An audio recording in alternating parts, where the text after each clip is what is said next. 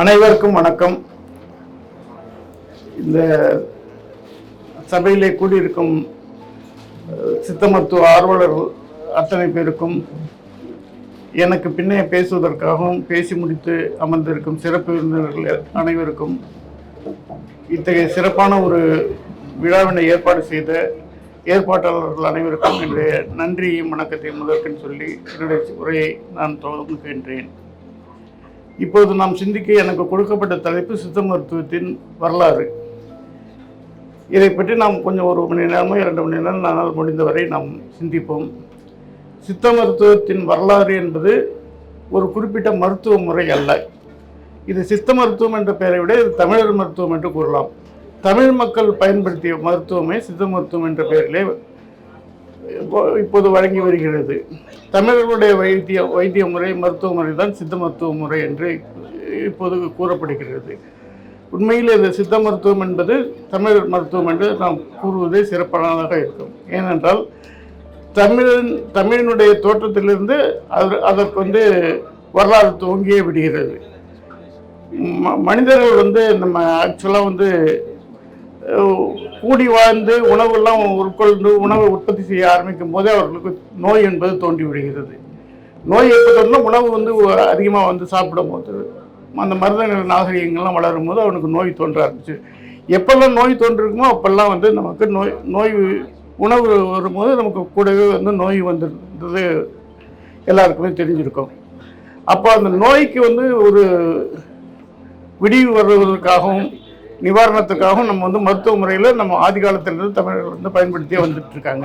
இப்போ நான் இங்கே சித்த மருத்துவ சிந்தனைகளை, சித்த மருத்துவ வரலாறு இதை பற்றி நம்ம பேச போகிறோம். அதை பற்றி நான் ஆரம்பிக்கிறதுக்கும் என்னை பற்றி சுருக்கமாக ஒரு அறிமுகத்தை நான் சொல்லிக்கிறேன். ஏன்னா நிறைய பேருக்கு என்னை பற்றி தெரியாமல் இருக்கலாம். என்னுடைய பேர் அண்ணாமலை சுகுமாரன். என்னுடைய படிப்பு இதெல்லாம் நான் ஒரு இன்ஜினியர், அதாவது பொறியாளராக தான் என்னுடைய வாழ்க்கை ஆரம்பித்து தமிழ்நாடு மின்சார வாரியத்தில் ஒர்க் பண்ணேன். பிறகு வெளிநாடுகளில் போய் மின்சாரம் கொடுக்கறதுக்காக பணிகள் நிறைய இருந்தேன். 1979 வரைக்கும் நான் வெளிநாட்டில் இருக்கேன். 1979 வரைக்கும் தமிழ்நாடு மின்சார வாரியத்தில் வேலை செஞ்சேன். பிறகு நான் பல நாடுகளில் போய் மின்சாரம் கொடுக்குற வேலைகள்லாம் இருந்துட்டு, பிறகு ஒரு சுமார் என்னுடைய 50வது வயதுக்கு பிறகு நான் எந்த விதமான தொழிலெலாம் செஞ்சேன். அதுக்கு பிறகு நான் முழுக்க என்னுடைய கவனம் தமிழ் மீதும் தமிழ் மருத்துவத்திலையும் சித்தர்களை பற்றிய என்னை ஈர்த்துச்சு. சித்த மருத்துவமும் சித்தர்களை பற்றிய ஆய்விலே என்னுடைய முழு கவனமும் நான் செலுத்திட்டு வந்துட்டுருக்கேன். அப்போது ஒரு குறிப்பிட்ட ஓராண்டு தான் நான் இந்த இதில் இழுக்கப்பட்டேன். அதாவது இந்த ஓலைச்சுவடிகள்லாம் தேடி எடுத்து தூக்குற ஒரு பணி தஞ்சாவூர் தமிழ் பல்கலைக்கழகம் செஞ்சாங்க. அதுக்கு என்னால் உதவி செய்ய முடியும்னு நாங்கள் இருந்த ஒரு அமைப்பு மூலமாக வாலண்டியர் பண்ணோம். அது எதுக்காகன்னா அப்போ இது நடந்தது 2010 சமயத்தில் இந்த ஓலைச்சுவடிகள்லாம் சுமார் 3 லட்சம் சுவடிகள் இன்னும் கலெக்ட் பண்ண முடியாது. அதாவது இருக்கிற ஓலைச்சுவடிகள் பூரா ஒரு அப்துல் கலாம் ஜனாதிபதியாக இருக்கும்போது மேனுஸ்கிரிப்ட் மிஷன் ஆஃப் இந்தியான்னு ஒரு அமைப்பு உருவாக்கினார். உருவாக்கி அவர் இந்தியா பூரா இருக்கிற ஓலைச்சுவடிகள் எங்கே இருக்குன்னு NSS மாணவர்கள் வச்சு ஒரு கணக்கு எடுத்தார். எல்லா மாணவர்களும் ஆல் ஓவர் இந்தியா இந்த கணக்கெடுப்பு எடுக்கப்பட்டது. தமிழ்நாட்டிலையும் எடுத்தாங்க. அப்போ எடுக்கும்போது தமிழ்நாட்டில் சுமார் 10 லட்சத்துக்கு மேலே ஓலைச்சுவடிகள் இருக்கிறத ஒரு கணக்கெடுப்பு பண்ணாங்க. அந்த கணக்கெடுப்பு NSS மாணவர்கள் வச்சு பண்ணாங்க. ஒவ்வொரு டேட்டாவுக்கும் அவங்க ₹1 கொடுத்தாங்க. அப்போ NSS மாணவர்கள். இது நடந்தது 95-96 நடந்தது. ஆனால் அதுக்கு பிறகு அந்த லிஸ்ட்டு டெல்லியில் போச்சு. மேனுஸ்கிரிப்ட் மிஷன் ஆஃப் இந்தியான்னு ஒரு அமைப்பு ஏற்படுத்தப்பட்டது. அந்த அமைப்பில் இந்த லிஸ்ட்டு இருந்தது. ஆனால் எந்த கவர்மெண்ட்டும் அதை முனைஞ்சு செய்யலை. அந்த லிஸ்ட்டை எடுத்த சில தனியார்கள் சுலபமாக இருந்த எல்லாம் போய் அவங்க எடுத்துட்டாங்க. இதுதான் நடந்திருந்தது. நாங்கள் இதை இது மேனுஸ்கிரிப்ட் மிஷன் ஆஃப் இந்தியாவில் ஒரு அட்ரஸ் எல்லாம் டேட்டா பேஸ் இருக்கு. இது ஏன் முயற்சி பண்ணலன்னு தஞ்சாவூர் தமிழ் யூனிவர்சிட்டி கூட சேர்ந்து இது ஒரு ப்ராஜெக்டாக பண்ணோம். அப்போ நாங்கள் பண்ணும்போது இது தஞ்சாவூர் தமிழ் யூனிவர்சிட்டி ஸ்பான்சர் பண்ணாங்க. அவங்க இதுலேருந்து ஓலைச்சுவடி துறையிலேருந்து ஒரு பேராசிரியரையும் கூட வந்தார். நான் ஒரு இன்ஜினியர் பேசிஸில் இந்த ஒர்க்கில் நான் ஏன் எடுத்தேன்னா, நம்ம தமிழ்நாடு மின்சார வாரியத்தில் ஒர்க் பண்ணும்போது தமிழ்நாடு முழுக்க நான் ட்ராவல் பண்ணி நான் நிறைய ஒர்க் பண்ணேன். அதனால் எனக்கு தமிழ்நாட்டில் அநேகமாக ஓரளவுக்கு அனைத்து ஏரியாவுக்கு எனக்கு தெரியும். அங்கே இருந்த பிரசிடெண்ட்டு, மக்கள், கவர்மெண்ட் அஃபிஷியல்ஸு இவங்களெல்லாம் எனக்கு ஓரளவுக்கு எப்படி அப்ரோச் பண்ணணும், எப்படி அதை சாதிக்கணுன்ற முறைகள் எனக்கு தெரிஞ்சிருந்ததுனால இந்த ஒர்க்கை வந்து நான் செய்கிறேன் அப்படின்னு வாலண்டியர் பண்ணி எடுத்துக்கிட்டு அவங்க யாருமே நம்பலை இது. ஏன்னா அவங்க என்ன சொன்னாங்க, நாங்கள் 30 வருஷமாக வந்து பல்கலைக்கழகத்தில் இதுக்குன்னு ஒரு டிபார்ட்மெண்ட் வச்சுருக்கோம், மேனுஸ்கிரிப்ட் இன்னும் வச்சுருக்கோம், எங்களால் பண்ண முடியாது, நீங்கள் எப்படி பண்ணுவீங்கன்னு கேட்டாங்க. எங்களுக்கு ஒரு வாய்ப்பு கொடுத்து பாருங்கள், நாங்கள் வந்து என்ன பண்ணுறோன்னு பண்ணோம். அப்போ பண்ணும்போது அந்த ப்ராஜெக்டுக்காக அவங்க ஒரு அமௌண்ட் வந்து டெல்லியிலேருந்து வாங்கி வச்சுருந்தாங்க. அந்த பண்ண வேண்டிய அவசியமும் அவங்களுக்கு இருந்த யூனிவர்சிட்டிக்கு. எங்கள்கிட்ட கொடுத்தது பிப்ரவரி மாதம் கொடுத்தாங்க. அந்த பீரியடு முடிய போகிறது மார்ச்சில் முடியுது. அந்த மார்ச்சுக்குள்ளே அவங்களுக்கு இல்லைன்னா அந்த ஃபண்டு வந்து அவங்க யூஸ் பண்ண முடியாது. அந்த மாதிரி ஒரு கண்டிஷனில் 2 மாதம் பீரியடில் இருக்குது. இது என்ன பண்ண முடியுமோ பண்ணுங்கன்னு தான் கொடுத்தாங்க. அந்த 2 மாதத்தில் மட்டும் பிப்ரவரியில் ஆரம்பித்து பிப்ரவரி 1 மாதம், மார்ச் 1 மாதத்தில் கிட்டத்தட்ட 36,000 வளர்ச்சிகளை கண்டுபிடிச்சோம். இது எதனால் முடிஞ்சதுன்னா, எப்படி முடிஞ்சதுன்னா, இந்த டேட்டா பேஸில் இருந்து அவங்களால ஏன் முடியல, என்னால் ஏன் முடிஞ்சுன்னா, அந்த டேட்டா பேஸ் என்ன பண்ணாங்க, இந்த என்எஸ்எஸ் மாணவர்கள் வச்சு எடுக்கும்போது இப்போ சாதாரணமாக ராமசாமி படையாச்சி மாரியம்மன் கோயில் விருதுநகர்னு ஒரு அட்ரஸில் 30 ஓலைச்சுவடிகள் இருக்குதுன்னு ஒரு டேட்டா இருந்ததுன்னா, அவன் என்ன பண்ணாங்க, இந்த மேனுஸ்கிரிப்ட் மிஷன் ஆஃப் இந்தியாவுக்கு இதை அனுப்புனாங்க. இந்த டேட்டாவை அனுப்பும் போது அவங்க என்ன பண்ணிட்டாங்கன்னா, அந்த ராமசாமியை போட்டாங்க, படையாச்சியை விட்டுட்டாங்க, மாரியம்மன் கோயிலை விட்டுட்டாங்க, 50 அட்ரஸை விட்டுட்டாங்க, விருதுநகர்னு போட்டாங்க. ராமசாமி விருதுநகர் 10 ஓலைச்சுவடி, அவ்வளோ மட்டும்தான் டேட்டாவில் இருக்குது. இப்போ விருதுநகரில் போய் எந்த ராமசாமி தேடுவீங்க, எப்படி தேடுவீங்க? அதனால் அவங்க போய் யாரும் தேடலை. ஏன்னா அவங்க என்ன பண்ணிட்டாங்க, டைப் பண்ணுறதுக்கு வந்து கஷ்டப்பட்டுட்டு முக்கியமான அவங்களுக்கு வேண்டிய டேட்டா நினச்சி பண்ணிட்டாங்க. ஆனால் அதுதான் வந்து உண்மையாக தேவையான ஒன்று. நாங்கள் அதை வச்சுக்கிட்டு எங்களுடைய சொந்த முயற்சியில், சொந்த இனிஷியேட்டிவில் பண்ணோம். ஆனால் பண்ணும்போது இந்த ப்ராஜெக்டை நாங்கள் என்ன பண்ணோம்னா, அந்த ஓலைச்சுவடிகள் நம்ம போய் கேட்டால் யாரும் கொடுக்க மாட்டாங்க. அந்த ஓலைச்சுவடி அங்கேயே வந்து டிஜிட்டலைஸ் பண்ணி கொண்டு வந்துடுவோன்ற மாதிரி தான் நாங்கள் இது பண்ணோம். அப்படி தான் எங்களுக்கு ப்ராஜெக்ட் கொடுக்கப்பட்டது. யூனிவர்சிட்டியில் என்னத்துக்குன்னா, நீங்கள் போய் ஓலைச்சுவடி கேளுங்க, கொடுக்கலன்னா நீங்கள் அதை வந்து அங்கேயே ஸ்கேன் பண்ணிவிடுங்க அப்படின்னு. ஆனால் நாங்கள் போனோமே தவிர எங்களுக்கு ஸ்கேனரும் கொடுக்கல, லேப்டாப்பும் கொடுக்கல, ஸ்கேனரும் கொடுக்கல. இருந்தாலும் நாங்கள் வந்து இறங்கிட்டோம். நாங்கள் சந்தித்த அத்தனை பேரையும் நான் அவங்களை கன்வின்ஸ் பண்ணி அவங்ககிட்ட இந்த ஓலைச்சுவடி வாங்கிட்டு வந்துட்டேன். அவங்க அத்தனை பேரும் எங்ககிட்ட கொடுத்தாங்க. 36,000 ஓலைச்சுவடிகள் நான் கொடுத்தோம் அந்த மார்ச்சுக்குள்ளே. உடனே அந்த இது வந்து எக்ஸ்டெண்ட் பண்ணப்பட்டது. அந்த ப்ராஜெக்ட் உடனே மார்ச்லேருந்து திருப்பி எக்ஸ்டெண்ட் பண்ணி திருப்பி கொடுத்தாங்க, அந்த ஃபண்டு கொடுத்தாங்க. மீதி வந்து ஒரு 63,700 கிட்டத்தட்ட 1 லட்சம் ஏடுகள் நானும் என்னுடைய டீமும் கண்டுபிடிச்சோம். நான் சொல்கிறது என்னுடைய டீம். அந்த பேராசிரியர் வந்தார், அவர் தான் பிறகு ஹெச்ஓடியை மாறிட்டார். எங்கள் கூட வந்த பேராசிரியர் பின்னாடி அந்த துறைக்கு வந்து தலைவரானார். நாங்கள் அவர்கிட்டே ஒப்படைச்சாச்சு. நாங்கள் வந்து ஒரு பல்கலைக்கழகம் இதில் இருக்கும்போது அதை பற்றி ஆய்வு செய்ய வேண்டிய பணி அவங்ககிட்ட இருந்தது. அவங்க செய்வாங்கன்னு நம்பி தான் கொடுத்தோம். நான் இது வரைக்கும் செய்யலை. ஏன் செய்யலைன்ற அவங்க தான் சொல்லணும். ஆனால் இது நடந்தது 2010. இதற்கு பிறகு எனக்கு இந்த ஓலைச்சுவடிகள் பேர், சித்தர்கள் பேர் எனக்கு ஒரு ஈடுபாடு, ஈர்ப்பு வந்துடுச்சு. ஏன்னா என்னுடைய வாழ்க்கையில் பூரா நம்ம பார்க்கும்போது சித்த வைத்தியர்களும் சித்தர்களும் ஏதோ ஒரு வகையில் இன்ஃப்ளூயன்ஸ் பண்ணி கூட்டுகிட்டே போயிட்டுருக்காங்க, வழிநடத்துகிறாங்கன்ற நான் உணர்ந்தேன். ஏன்னா தமிழ்நாடு மின்சார வாரியத்தில் இருக்கும்போதும் நான் வந்து எல்லாருமே அலுவலகத்திலே உட்காந்து வேலை பார்ப்பாங்க. இன்ஜினியர்னால் வெளியே போக வேண்டிய அவசியம் இல்லை. ஆனால் நான் ஃபீல்டுக்கு போகணுன்னு ஆசைப்படுவேன். நிறைய புதிய ஊருக்கு போவேன், புதிய ஊர்களுக்கு மின்சாரம் கொடுத்தேன். இதேமாதிரி நூற்றுக்கணக்கான டிரான்ஸ்ஃபார்மர் அமைச்சேன், ஆயிரக்கணக்கான கம்பங்கள் நட்டேன். ஒரே நாள்லாம் 100 கம்பங்கள் நடணும்னு டார்கெட் நானே ஃபிக்ஸ் பண்ணிட்டு செஞ்சு காட்டினேன். இதெல்லாம் நானே செல்ஃப் டார்கெட்டை ஃபிக்ஸ் பண்ணிப்பேன். இந்த மாதிரி நிறைய சாதனைகள் பண்ணேன். ஒரே நாளில் 100 கம்பங்கள் நட்டு காமிச்சேன் ஒரு இடத்துல, ஒரு ஊருக்கெல்லாம். அப்படியெல்லாம் ஃபிக்ஸ் பண்ணிக்கிட்டே போனேன். அதுக்கப்புறம் நான் சவுதி அரேபியா பூரா என்டையராக நான் தான் கரண்ட் கொடுத்தேன், மின்சாரம் கொடுக்கறதுக்கு நான் பணிபுரிஞ்சேன். அதனால என்னால் வந்து ஏதோ ஒன்று என்னை வந்து புஷ் பண்ணிக்கிட்டே இருக்கேன், ஏதாவது செய்யணும்ன்ட்டு.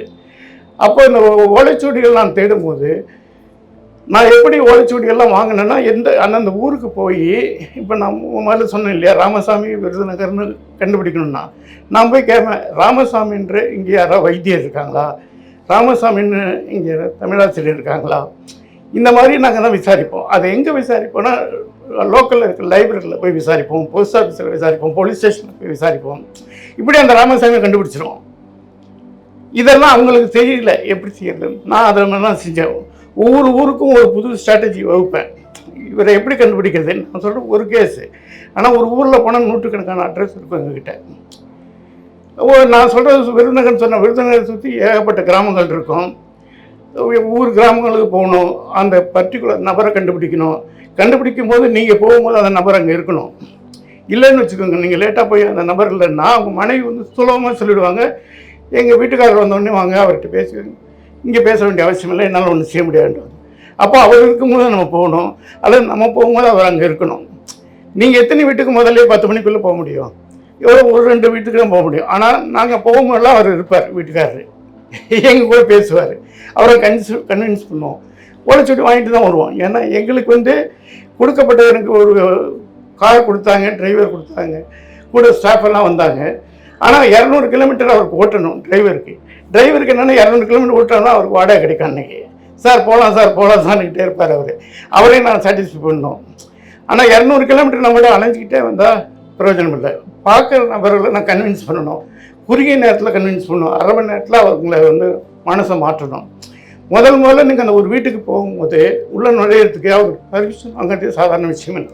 நீங்கள் போய் கதவை தட்டி ஐயா உங்கள் வீட்டில் ஓலைச்சுவடி இருக்கான்னு கேட்டிங்கன்னா ஒரே வார்த்தையில் இல்லைன்னு சொல்லிட்டு கதை முடிக்குவாங்க. அப்படி கேட்கவே மாட்டேன் நான். அப்படி கேட்டோம்னா உள்ளே நுழைய முடியும். அப்போ நீங்கள் போய் ராமசாமி இருக்காரா, ராமசாமி பார்க்க தான் வந்திருக்கேன், தஞ்சாவூரில் வந்திருக்கேன் அப்படின்னா அவங்களுக்கு எதுக்காகன்னு தெரியாது. சரின்னு விட்டுருவாங்க. உள்ளே போய் உட்காந்துட்டுன்னா அதுக்கு பிறகு கொஞ்சம் கொஞ்சமாக அவர்கிட்ட நட்பு வளர்ப்பேன். அதுக்கு பிறகு தான் ஓலைச்சுவடியை பற்றி ஆரம்பிப்பேன். நட்பு வளர்ப்போன்னா ஏதாவது ஒரு பொதுவான ஒரு வைத்தியத்தை பற்றி பேசுவோம்,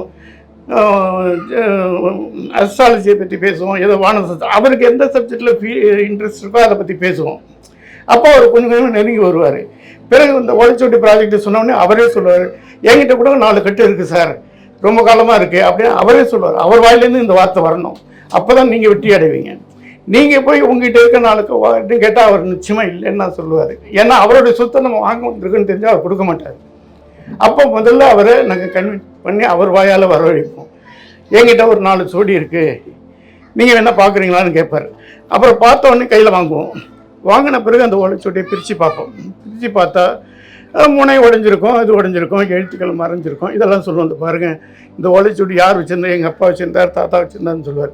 அப்பா வச்சுருந்தார், தாத்தா வச்சுருந்தாரு, இதை எடுத்து நீங்கள் பரன் மேலே போட்டு வச்சுருக்கீங்க. இப்போ பாருங்கள், நீங்கள் எடுத்து கொடுக்கறதுக்குள்ளே பாருங்கள், இந்த முனை உடஞ்சி போச்சு, எழுத்துக்கள்லாம் மறைஞ்சி போச்சு, இது தொட்டால் உடையுது. இப்படி வச்சுருந்து நீங்கள் என்ன பண்ண போகிறீங்க? இதை நீங்கள் வச்சுருக்கிறதுக்கு மேலே ஒரு பலன் எடுத்து கொடுத்தா அவங்க வந்து பாதுகாப்பாக வச்சுருப்பாங்க, இல்லை என்ன செய்திகள் இருக்குன்றது அவங்களுக்கு தெரியும் அப்படின்றத அவரை உணர வைப்போம். அதுக்கு பிறகு அவரே வந்து அந்த ஒத்துக்கிட்டு அதை கொடுக்க முன் வருவார். இப்படி அவரை கன்வின்ஸ் பண்ணி, ஏன்னா ஃபோர்ஸ் பண்ணியெல்லாம் வாங்க முடியாது. அவங்க வந்து மனமாற்றத்தை உண்டாக்கி அவங்கக்கிட்ட நம்ம வந்து அன்போடு தான் வாங்கிட்டு வரணும். நான் என்னென்னா, நான் யாரெல்லாம் ஓலைச்சுவடி வாங்கிக்கணும்னோ அத்தனை பேர் என்னுடைய நண்பர்கள்லாம் இன்னைய வரைக்கும் இருக்காங்க. அதான் என்னுடைய வெற்றின்னு நான் நினைக்கிறேன். ஏன்னா ஓலைச்சுவடி கொடுத்தாங்க, ஓலைச்சுவடி மட்டும் கொடுத்தா அவங்களுடைய அன்பையை சேர்த்து தான் கொடுத்தாங்க. உடனே என்ன சொல்லுவாங்க, நீங்கள் சாப்பிட்டு தான் போகணுன்னுவாங்க, சாப்பிட்டா தான் ஓலைச்சுவடி தரேன்னுவாங்க. சரின்னு சொல்லுவேன், வேறு வழி இல்லை. நிறைய கண்டிஷன் போடுவாங்க. போனோன்னு எங்கள் வீட்டில் சாப்பிட்டு போனால் தான் மத்தியானம் ஓலைச்சுவடி வாங்கிட்டு போகலாம், இல்லைன்னா இல்லைன்னுவாங்க. அந்தளவுக்கு நெருங்கி வந்துடுவாங்க. ஆனால் டிரைவருக்கு இது பொறுக்காது. சார் சீக்கிரம் போகலாம் சார், சீக்கிரம் போகலாம் சார் அப்படின்னுவாங்க. ஏன்னா அவருக்கு அந்த 200 கிலோமீட்டர் டார்கெட்டை முடிக்கணும், அப்போ தான் அவருக்கு ரெண்ட்டு கிடைக்கும். அன்றைக்கி இந்த மாதிரி சிரமத்தோடு இவ்வளோதான் பண்ணி முடித்தோம். இப்போ நம்ம ஏன் ஓலைச்சுவடி தேடணுன்றதுக்கு வரேன். இந்த ஓலைச்சுவடியும் தேடணும், கொண்டு வந்து சேர்த்தோம், பல்கலைக்கழக படித்தாச்சு, இது ஒரு பார்ட்டு. பட் ஏன் ஓலைச்சுவடியில் தேடணும் அப்படின்னா, தமிழுடைய அறிவு செல்வங்கள் எல்லாமே ஓலைச்சுவடியில் ரெக்கார்டாகிருக்கு, பதிவு பண்ணப்பட்டிருக்கிறது. இப்போ எழுத்துக்கள் நமக்கு வந்து ஆரியர்கள் வந்தாங்க, அவங்கெல்லாம் இங்கே நம்ம கூட நுழையும் போது வேதத்தில் குறிப்புகள் இருக்குது. என்ன குறிப்புகள் இருக்குது? எழுத்தும் இங்கே தான் இருந்தது. அவங்க வரும்போது அவங்ககிட்ட எழுத்தே கிடையாது. அவங்க சொல்கிறாங்க ரிக்வேதத்தில் இருக்குது, இங்கே இருக்கிறவங்க பேசுகிறதெல்லாம் ஏதோ ஒரு வகையில் பதிவு பண்ணுறாங்க, ஏதோ ஒரு வகையில் பதிவு பண்ணுறாங்களாம் அப்படின்னு சொல்லியிருக்காங்க வேதத்தில். ஏன்னா அவங்களுக்கு அப்போ எழுத்தே கிடையாது, பேச்சு மொழி மட்டும்தான் இருந்தது. வேதத்தை ஏன் வந்து எழுதா கிழவின்னு சொன்னாங்க, வாயால் சொல்லணும்னா அவங்ககிட்ட எழுத்து கிடையாது. வேதத்தை வந்து வாயால் சொல்லி சொல்லி கடத்தப்பட்டது.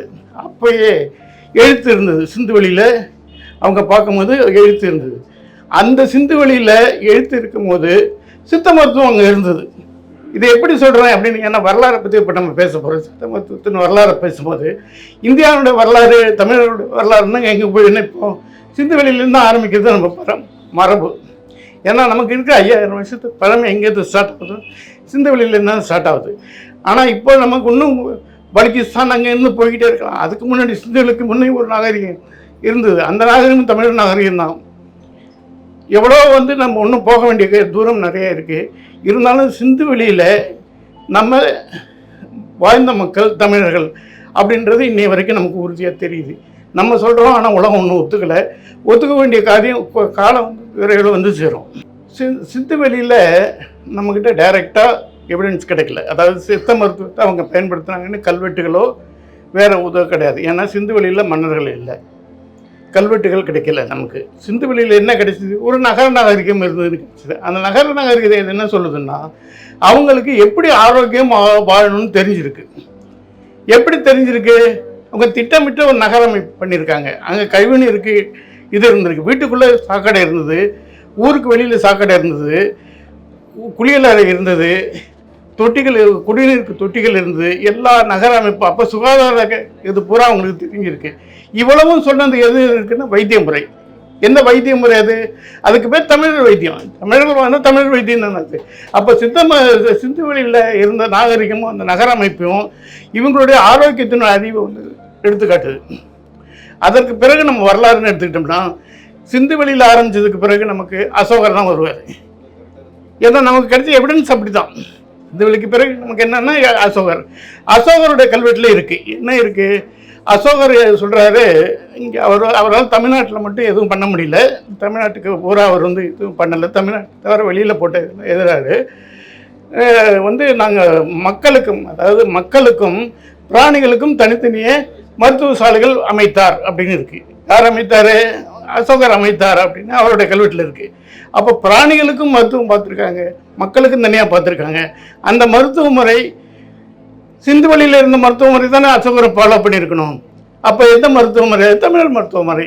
இந்த தமிழர் மருத்துவ முறைன்னு நான் ஏன் சொல்கிறேன்னா, எல்லா நாகரிகமான ஒரு சமுதாயத்துக்கும் ஒரு குறிப்பிட்ட ஒரு மருத்துவ முறை ஆப்பிரிக்காவில் இருக்குது, மெசபடோமியாவில் இருக்குது, ஈஜிப்டில் இருக்குது, எல்லாத்துக்கும் ரோமாபுரியில் இருக்குது.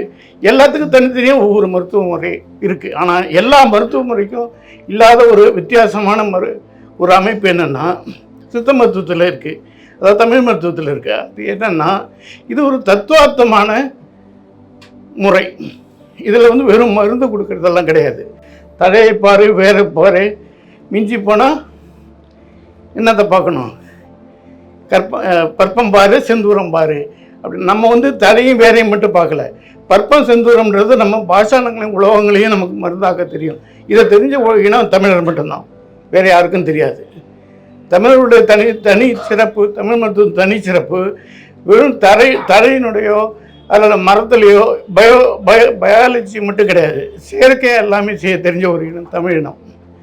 அவங்களுக்கு எல்லா பாஷாணங்களையும் மருந்தாக்க தெரியும், எல்லா உலகங்களையும் மருந்தாக்க தெரியும். அத்தனையும் தெரிஞ்ச ஒரு இனம் தமிழினமாக இருந்தது. அதுதான் தமிழ் மருத்துவம், அதுதான் சித்த மருத்துவமாக இருந்தது. அந்த சித்த மருத்துவத்தில் எனக்கே கொஞ்சம் உடல்ல சரியில்லை. நான் வெளியில் பேசி பல வருஷங்கள் ஆயிடுச்சு, 5-6 வருஷம் நான் வெளியில் பேசுகிறதில்ல. அதனால் கொஞ்சம் இடர்பாடுகள் இருக்குது. அதாவது கேஸ் எனக்கு இதாகுது, ஃப்ளூயன்சியை தடுக்குது. அப்பப்போ நான் தண்ணி குடிச்சிட்டேன்னு சரியாயிடும். அதனால் எனக்கு அலோவ் பண்ணுங்கள், ஒரு 1 நிமிஷம் 2 நிமிஷம் அப்பப்போ. இப்போது சித்த மருத்துவம், அதாவது தமிழர் மருத்துவத்தினுடைய வரலாறுன்னு சொல்லும்போது நம்ம அசோகர் வரைக்கும் வந்துட்டோம். சிந்துவெளியை பார்த்துட்டோம், அசோகரை பார்த்துட்டோம். அசோகருக்கு பிறகு என்னென்னு பார்க்கும்போது நமக்கு தமிழ்நாட்டுக்கு வந்துட வேண்டியது தான். தமிழ்நாட்டில் வரும்போது சிந்துவெளிக்கு பிறகு ஆதிச்சநல்லூர் இருக்குது, கீழடி இருக்குது, இதெல்லாம் இருக்குது. இப்போது இன்னுமே சிந்துவெளியில் சொல்லாத ஒரு விஷயம் என்னென்னா, சிந்துவெளியில் சில இடங்களில் மண்டை ஓடுகள் கிடைச்சிது. அந்த லோத்தல், அந்த கலிபங்கா, அந்த இடத்துல மண்டை ஓடுகள், மனித மண்டை ஓடுகள் கிடைச்சிது. மண்டை ஓடுகளில் குறிப்பிட்ட எல்லா மண்டை ஓட்டையும் சில ஓட்டைகள் இருந்ததுக்கு. அந்த ஓட்டைகள் மனிதர்களால் செய்யப்பட்ட ஓட்டைகள். மண்டை ஓட்டில் ஓட்டை போட்டு அவங்க வைத்தியம் பார்த்துருக்காங்க. யார் பார்த்துருக்கா? சிந்துவெளியில் வாழ்ந்த தமிழ் மக்கள். இப்போ வந்து நான் சிந்துவெளியில் வாழ்ந்தவர்கள் தமிழ் மக்கள்ன்ற எந்த சந்தேகமும் இல்லை. இப்போ ஒரு தியரி என்ன சொல்கிறாங்கன்னா, சிந்துவெளி முடிஞ்சு அங்கே இருக்கிற மக்கள் தான் இங்கே வந்தாங்கன்னு சொல்கிறாங்க. ஆனால் நம்ம தியரி என்னென்னா, இங்கேருந்து குமரிக்கண்டம் முடிஞ்சதுக்கு பிறகு தான் அங்கே போனாங்கன்றது தான் நம்ம தியரி. இங்கே குமரிக்கண்ட அறிவுக்கு பிறகு குமரிக்கண்டத்தில் இருந்தவங்க இங்கேருந்து பிரிஞ்சு போய் இந்த பக்கம் ஆஸ்திரேலியாவும் போனாங்க, ஆப்பிரிக்காவும் போனாங்க, இமயமலைக்கும் போனாங்க. எல்லா திசையிலையும் பரவுனாங்க குமரிக்கண்ட பீப்புள் தான். அங்கேருந்து இங்கே வரல, இங்கேருந்து அங்கே போனாங்க. இதுதான் நம்ம சொல்கிறோம். நான் வேறு ஒரு குரூப் என்ன சொல்கிறாங்கன்னா, சிந்துவெளி நாகரிகம் முடிஞ்சதுக்கு பிறகு அங்கேருந்து புறப்பட்டு ஆதிச்சநல்லூர் வந்தாங்க, அது 5000 வருஷம், இது 3000 வருஷம் அப்படின்னு சொல்கிறாங்க. அப்படியெல்லாம் இல்லை. ஆக்சுவலாக என்னென்னா, அதுக்கு நமக்கு வந்து 5000, 3000, 4000 நம்மளும் ஆர்டிஃபிஷியலாக வச்சுருக்கிறேன். மனித நாகரிகம் வந்து இன்றைக்கி 20,000, குறைஞ்சபட்சம் 20,000 வருஷத்துக்கு முன்னாடி தோன்றிடுச்சு. அதில் ஒன்றும் எந்த விதமான சந்தேகமே இல்லை. ஆனால் நம்ம வந்து நம்மளே வந்து ஆர்டிஃபிஷியலாக ரெஸ்ட்ரிக்ட் பண்ணிக்கிறோம். 5000 வருஷத்தை தாண்டி நம்ம பிரியப்படவே இல்லை எங்கேயுமே. 8000 வருஷத்துக்கு வேறு வழி இல்லை அப்படின்னு ஈஜிப்டை வந்து சொல்கிறோம், மெசபடோமியாவை சொல்கிறோம். ஆனாலுமே ஏன்னா எவிடன்ஸ் வந்து நம்மளை ஃபோர்ஸ் பண்ணுது அவங்கள ஒத்துக்க சொல்லி. ஆனால் அதே எவிடன்ஸ் இப்போ அதிகமாக ஃபோர்ஸ் பண்ணிக்கிட்டே இருக்குது. ஏன்னா 15,000 வருஷத்துக்கு முன்னாடி எவிடன்ஸ் வந்து பூம்புகாரில் கிடைக்குது. அதை ஒத்துக்கிட்டே தீரணும், வேறு வழி இல்லை. இன்றைக்கி வேணால் நம்ம இல்லைன்னு சொல்லலாம், காலப்போக்கில் ஒத்து தான் தீரணும். அப்போ 15,000 வருஷத்துக்கு முன்னாடி ஒரு போர்ட்டு ஹார்பர் வந்து இப்போ இதில் இருந்ததுன்னா, பூம்புகாரில் இருந்ததுன்னா அவங்க யார் கூட ட்ரேடு பண்ணாங்க, யாருக்கு ஏற்றுமதி பண்ணாங்க, எதுக்கு அங்கே போர்ட் இருந்தது? அப்போ அதுக்கு முன்னாடி இந்த மனிதன் நாகரிகமாக வாழ்ந்திருக்கான், இது பண்ணியிருக்கான், மொழி வளர்ந்துருக்கு, எல்லாமே நடந்திருக்கு. அப்போ வந்து நம்முடைய வரலாறு மிக மிக தவறாகவே இது வரைக்கும் சொல்லப்பட்டு இருக்கு. இதை குறிப்பிட்ட யாரையும் சொல்ல, உலக வரலாறு அப்படி தான் இருக்குது. இதே வந்து எல்லா இடத்துலையுமே இருக்குது. இந்த வரலாற்று பிழை வந்து நான் வந்து ஒரு எம்ஏ, அதுக்கு பிறகு நான் வந்து இன்ஜினியரிங் பிறகு எம்ஏ வரலாறு படித்தேன், பிஏ வரலாறு படிச்சுட்டு தான் எம்ஏ படித்தேன். ஏன் படித்தேன்னா, நம்ம வரலாறை பற்றி பேசும்போது படிக்காமல் சொல்லக்கூடாது. அடுத்த கேள்வி அவங்க அதான் கேட்பாங்க. நான் ஓலைச்சுவடி படிக்கும்போது எம்ஏ படிக்கல. என்கிட்ட கேட்டாங்க, உங்கள் இன்ஜினியருக்கு ஓலைச்சுவடிக்கு என்னங்க வேலை அப்படின்னு. அதுக்காக நான் அதுக்கு பிறகு எம்ஏ வரலாறு படித்தேன். வரலாறு, உலக வரலாறு என்னென்னா, ஒரு குறிப்பிட்டவங்களுடைய சிந்தனையில் உதித்த ஒரு செயற்கை. உண்மை வரலாறு இது வரைக்கும் இல்லை, யாருமே இல்லை. ஏன்னா இப்போ இந்த தருணம் மிக மிக உயர்வான தருணம். வரலாறு திருப்தி செய்த நமக்கு கிடைச்ச ஒரு நல்லது. நமக்கு வந்து இன்றைக்கி இணையத்து மூலமாக ஏகப்பட்ட டேட்டா நம்ம கையில் இருக்குது. நம்மளால் நினச்சா உலகத்தில் இருக்க எந்த புத்தகத்தினாலும் அணுக முடியும், படிக்க முடியும். ஏஐனுடைய உதவினால் நீங்கள் என்ன வேணாலும் சாதிக்க முடியும். பல வருஷங்கள் உழைக்க வேண்டியதில்லை, சில மணி நேரங்களில் ஏஐ உதவியில் நீங்கள் நிறைய செய்யலாம். இந்த நேரத்தில் நம்மளால் எந்த விதமான ஒரு ஆய்வையும் குறுகிய நேரத்தில் நம்மளால் முடிக்க முடியும், வெற்றி அடைய முடியும். அப்போ அதை நம்ம பயன்படுத்திக்கிட்டு நம்முடைய வரலாறுகளை திருத்தி எழுதணும். இப்போ நம்ம திருத்தி எழுதும் போது நம்ம பேச வந்தது சித்த மருத்துவத்தினுடைய வரலாறு. ஏன் நான் அதை சொல்கிறேன்னா, மனித நாகரிகத்தினுடைய வரலாறும் வைத்தியத்தினுடைய வரலாறு ஒன்று தான். மனிதன் எப்போதுமே தன்னை காப்பாற்றிக்கிறதுக்கு அவனுக்கு ஒரு இது வேணும், வைத்திய முறை வேணும், மருத்துவ முறை வேணும். ஏன்னா அவனுக்கு ஆரோக்கியம் முக்கியம். ஆரோக்கியம் இருந்தால் தான் எதையுமே அடைய முடியும். அதனால் வந்து இப்போது நம்ம திருமூலர்கிட்ட போயிடுவோம், அடுத்தடுத்து நம்ம சப்ஜெக்ட்டுக்கு வந்துடுவோம். திருமூலர் சொல்கிறாரு, உடம்பர் அழியின் உயிரார் அழிவர், திடம்பட மெய்ஞானம் சேரவும் மாட்டார். உடம்பை வளர்க்கும் உபாயம் வந்து உடம்பை வளர்த்தேன் உயிர் வளர்த்தேன் அப்படின்னு சொல்கிறாரு. இப்போ என்னென்னா, உடம்பர் அழியின் உயிரார் அழிவர், திடம்பட மெய்ஞானம் சேரவும் மாட்டார். அப்போ உடம்பை எதுக்கு வளர்க்கணும், உயிரை எதுக்கு வளர்க்கணும்னா ஞானம் அடையிறதுக்காக தான் நீங்கள் வளர்க்கணும், வேறு எதுக்காக வளர்க்கக்கூடாது. எதுக்கு வளர்க்கணும்? திடம்பட மெய்ஞானம் சேரவும் மாட்டார். அப்போ ஞானம் அடைகிற வரைக்கும் நீ உயிரை வளர்க்கணும், உடம்பு வளர்க்கணும். அதுக்கு என்னன்னா உபாயம் என்னன்னா, அந்த உபாயம் இருந்து உடம்பை வளர்த்தேன் உயிர் வளர்த்தேன். அந்த உபாயம் தான் சித்த மருத்துவம், அந்த உபாயம் தான் தமிழ் மருத்துவம். அந்த உபாயம் என்னன்னு சொல்கிறது தான் நம்முடைய மருத்துவம். இந்த மருத்துவனுடைய சிறப்பு என்னென்னா, நமக்கு என்னென்னா ஒரே ஒரு வரியில் சொல்லிடுறாங்க, அண்டத்தில் உள்ளது தான் பிண்டத்தில் இருக்குது அப்படின்னு சொல்கிறோம். நமக்கு வந்து மனித உடம்பு வேறு, நம்ம வாழ்கிற பிரபஞ்சம் வேறு கிடையாது, ரெண்டு ஒன்று தான். இதுதான் ஐடென்டிக்கல். நம்ம இருக்கிற எல்லா நம்ம கோடிக்கணக்கான திசுக்களானது தான் நம்ம பாடி. ஒவ்வொரு திசுவுமே ஒரு பாடி, இண்டிவிஜுவல் பாடி தான். கோடிக்கணக்கான திசுக்கள் சேர்ந்தால் நம்ம வந்து உடம்பு உருவாயிருக்கு. இந்த மாதிரி பல உடம்புகள் சேர்ந்து தான் ஒரு யூனிவர்ஸ் பேரண்டம் உருவாயிருக்கு. அந்த பேரண்டத்தில் இருக்கிறதும் நம்மக்கிட்ட இருக்கிறதும் ஒன்று தான். அண்டத்தில் உள்ளதான் பிண்டத்தில் இருக்குது, பிண்டத்தில் இருக்கிறது தான் அண்டத்தில் இருக்குது. என்ன இருக்குது? அங்கேயும் பஞ்சபூதம் தான் இருக்குது, இங்கேயும் பஞ்சபூதம் தான் இருக்குது. பஞ்சபூதத்தாலானது தான் உடம்பு. அந்த பஞ்சபூதத்தினுடைய இப்போ வந்து எலிமெண்ட்ஸ்ன்னு சொல்லுவாங்க இல்லையா, கேள்விப்பட்டிருப்பீங்க. உலகத்தில் எலிமெண்ட்ஸ் இருக்குது. எலிமெண்ட்ஸும் 100க்கு மேலே இருக்குது. நீங்கள் வந்து தெரிஞ்சிருக்கோம். ஹவு மெனி எலிமெண்ட்ஸ் இதுன்னு பார்த்தீங்கன்னா சயின்ஸ் என்ன சொல்கிறேன், 110 120 எலிமெண்ட்ஸ் இருக்குதுன்னு சொல்லுது இதில். ஆனால் நம்மளை பொறுத்த வரைக்கும் எலிமெண்ட்ஸ் 5 தான். அந்த 5 எலிமெண்ட் எதுன்னா இந்த பஞ்சபூதங்கள். அந்த பஞ்சபூதங்களோட காம்பினேஷன் வந்து பஞ்சீகரணம் அப்படின்னு சொல்லுவாங்க. இப்போ வந்து மண் தீ அப்படின்னு வச்சுருக்கோங்க. மண் தீ இந்த காம்பினேஷன் வருதுன்னா, இப்போ அந்த பஞ்சீகரணம் என்னென்னா மண் இருக்குது, 5ல் ஒரு பங்கு மண், மீதியை வந்து மீதி இந்த பெர்மிட்டேஷன் காம்பினேஷனில் மாற்றி போனால் பல லட்சம் நம்ம உருவாக்க முடியும் ஒன்று வச்சுக்கிட்டு. அந்த காம்பினேஷனில் வரும்போது அப்படி தான் பஞ்சீகரணத்தினுடைய முறையில் பஞ்சபூதங்களை பஞ்சீகரணம் பண்ணி தான் இந்த உலகத்தில் இருக்க அத்தனை பொருளும் உருவாக்கப்பட்டிருக்கு. ஏன்னா ஆனால் டோட்டலாக எல்லாம் பிரித்து பார்க்கும்போது அந்த இது இருக்க எலிமெண்ட்டு ஒன்லி 5. அந்த 5க்கு மேலே ஒன்றுமே கிடையாது. ஆனால் ஆங்கில விஞ்ஞானம் என்ன சொல்லுது, 110க்கு மேலே 118 இருக்குன்னு சொல்லி கிளஸ்டர் பண்ணுறது. அந்த டேபிளில் பார்த்தீங்கன்னா சொல்லுவாங்க 120 110. நாங்கள் படிக்கும்போது 100க்குள்ளே இருந்தது. இங்கே நிறைய வளர்ந்துக்கிட்டே போகுது. டெய்லி கண்டுபிடிக்கிறாங்க புதுசு புதுசாக. அப்போ இந்த எலிமெண்ட்ஸுக்கு நம்ம வந்து 5 எலிமெண்ட்டை வச்சு தான் நாங்கள் போய்ட்டு வச்சோம். அந்த 5 எலிமெண்ட்டை மிகினும் குறையினும் நோய் காணும்னு வள்ளுவர் சொல்கிறாரு. எதுன்னா நான் அந்த 5 எலிமெண்ட்டில் ஆகாயத்தையும் மண்ணையும் விட்டுட்டேன். மீதி 3 எலிமெண்ட் என்ன இருக்குது, தீ நீர் காற்று. இதுதான் நம்ம வாத பித்த சிலத்துவம் அப்படின்னு சொல்கிறோம். காற்றை தான் வாதம்னு சொல்கிறோம், பித்தத்தை தான் தீன்னு சொல்கிறோம், நீருக்கு கபம் ஒன்று நீருக்கு. அது வந்து நான் சொல்கிறது ரொம்ப குரூடாக சொல்கிறேன். ஆனால் அது காம்பினேஷனில் இருக்குது. அதுவும் வந்து ஒரு காம்பினேஷனில் சேர்ந்து தான் இதாக வரல. வெறும் கபம் வந்து ஒரு நீர்னால் மட்டும் ஆகலை, வேறு பொருளும் சேருது அதில். ஆனால் மெயினாக அதிகமான சேர்கிற பொருள் நீருடைய குறைபாடு இருந்தால் கபம் வரும், தீயினுடைய குறைபாடு இருந்தால் பித்தம் வரும், காற்றினுடைய குறைபாடு இருந்தால் வாதம் வரும். இது வந்து இது. அப்போது இந்த 3 எலிமெண்ட்டில் விண்ணையும் மண்ணையும் தவிர மீதி இருக்கிற 3 எலிமெண்ட்டை வச்சு தான் உடல் வந்து வியாதிகள் வருது. மிகினும் குறையினும். இது வந்து அதிகமானவன் சரி குறைஞ்சாலும் சரி அவனுக்கு வந்து ஒரு நோய் வந்துடும் அப்படின்னு சொல்லி வள்ளுவர் சொல்கிறாரு. அப்போது இந்த இது வந்து பஞ்சீகரணத்தின் மூலமாக மாறுது, குறையுது. அப்போ இது எப்படி சரி பண்ணுறது? நோய் வருதுன்னு சொல்லிட்டோம், அந்த நோய் இது எப்படி சரி பண்ணுறதுக்கு? அதுக்கு ஏதாவது ஒரு மெத்தட் சொல்லணும்ல. இது சரி பண்ணுறதுக்கு நம்ம உணவு மூலமாக தான் சரி பண்ணணும். அந்த உணவுக்கு இதுனா அறுசுவை அப்படின்னு சொல்கிறாங்க. ஒவ்வொரு சுவைக்கும் நீங்கள் வந்து ஒரு இது இருக்குது.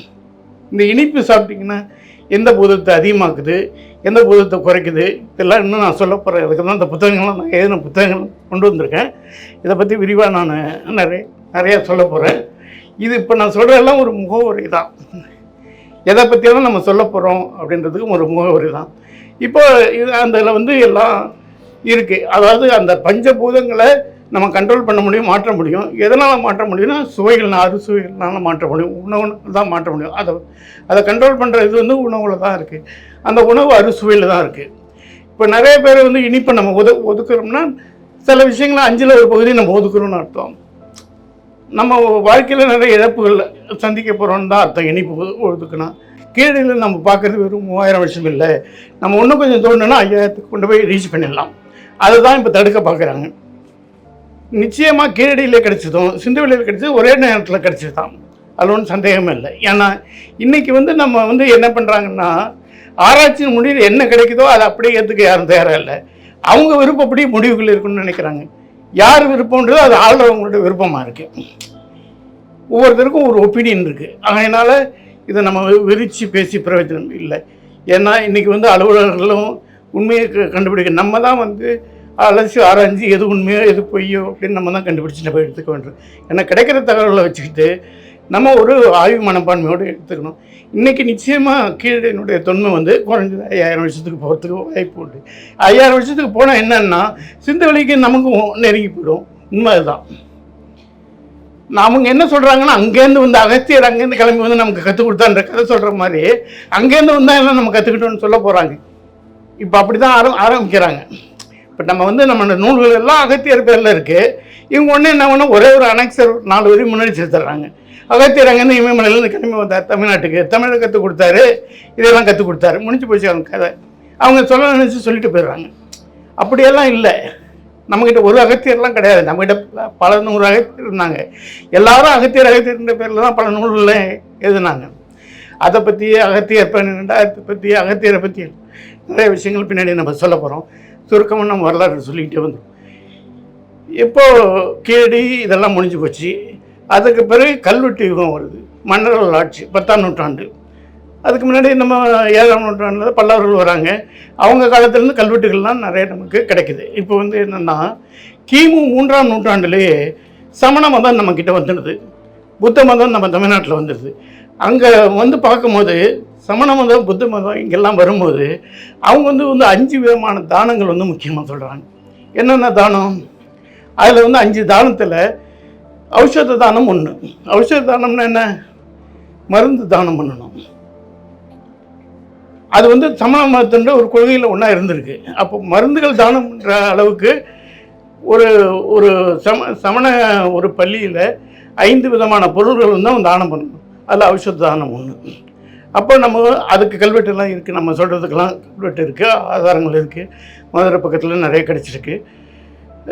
அப்போது வந்து சமணர்கள் பீரியடில் மருத்துவம் வந்துடுச்சு. ராஜராஜ சோழன் காலத்தில் ராஜராஜ சோழனுடைய குந்தவை, அவங்களுடைய அக்கா குந்தவை பண்ண நிறைய ஆதூர சாலைகளை பற்றி நிறைய நமக்கு எவிடன்ஸ் கிடைக்குது, கல்வெட்டு கிடைச்சிருச்சு. நிறையா நம்ம இன்னும் நிறைய நான் விரிவாக சொல்ல போகிறேன். கல்வெட்டு ஆதாரம் கிடச்சிருக்கு. இப்போ நம்ம சிந்துவெளியில் 5000 வருஷத்துலேருந்து ஆரம்பித்து 1000 வருஷத்து வரைக்கும் வந்துட்டோம். நம்ம வந்து தொடர்ந்து இந்த தமிழ் மருத்துவத்துக்கு ஒரு வரலாறு, தொடர்ச்சியான வரலாறு இருந்துக்கிட்டே இருக்குன்றதுக்காக சொல்ல வரோம். இப்போ நமக்கு வந்துட்டோம், ராஜராஜ காலம் வரைக்கும் வந்துட்டோம். ராஜராஜ காலத்தில் ஆதரவு சாலைகள் இருந்து இலவச மருத்துவங்கள் கொடுக்கப்பட்டது.